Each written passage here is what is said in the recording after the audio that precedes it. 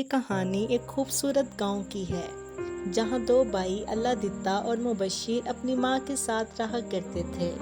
ان کے پاس ایک چھوٹا سا کھیت بھی تھا۔ ایک دن ماں بیٹا اللہ دتا سے کہتی ہے، بیٹا تم نے کھیت کا کام وقت پر مکمل کر لیا تھا؟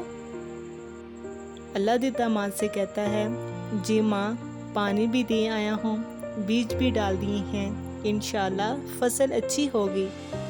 مبشر ماں سے کہتا ہے، ماں جی یہ محنتی بھائی تو ہمیشہ کھیت میں ہی لگا رہتا ہے، میں تو کہتا ہوں کہ یہ زمین بیچ دو، کچھ اچھا کام شروع کرتے ہیں۔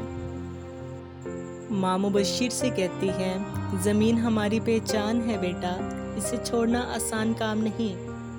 ایک دن اللہ دتا اکیلا کھیت کا کام کرتا ہے اور بشیر درخت کے سائے کے نیچے بیٹھا رہتا ہے۔ بشیر کہتا ہے، کیا فائدہ ہے ایسی زندگی کا، دن بھر محنت اور پھر غربت، میں تو شہر جا کر کچھ بڑا کام کروں گا۔ اللہ دتا بشیر کو سمجھاتا ہے، بشیر پیسہ سب کچھ نہیں ہوتا، سکون اور دعائیں بھی بہت ضروری ہوتی ہیں۔ بشیر اللہ دتا سے کہتا ہے، میں یہ زمین بیچ کر شہر چلا جاؤں گا، تم دیکھنا میں ایک دن امیر انسان بن جاؤں گا۔ چاچا سلیم بھی بشیر کو سمجھاتے ہیں، بشیر بیٹا جلد بازی نقصان دیتی ہے، شہر کی چمک دمک دھوکہ بھی ہو سکتی ہے۔ بشیر چاچا جی سے کہتا ہے، چاچا جی آپ کا وقت کچھ اور تھا، آج کے دور میں پیسہ ہی سب کچھ ہے۔ بشیر سب کچھ بیچ کے شہر چلے جاتا ہے۔ شہر میں بشیر کا ایک دوست بن جاتا ہے جس کا نام مختار ہوتا ہے۔ بشیر مختار سے کہتا ہے، اب ہم یہاں کام کریں گے اور خوب پیسہ کمائیں گے۔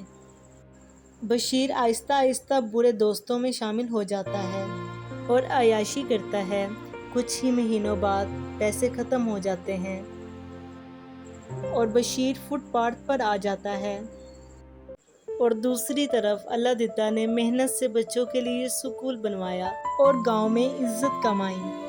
چاچا سلیم نے اللہ دتا سے کہا، بیٹا تم نے ثابت کیا کہ صبر اور محنت کبھی ضائع نہیں جاتے۔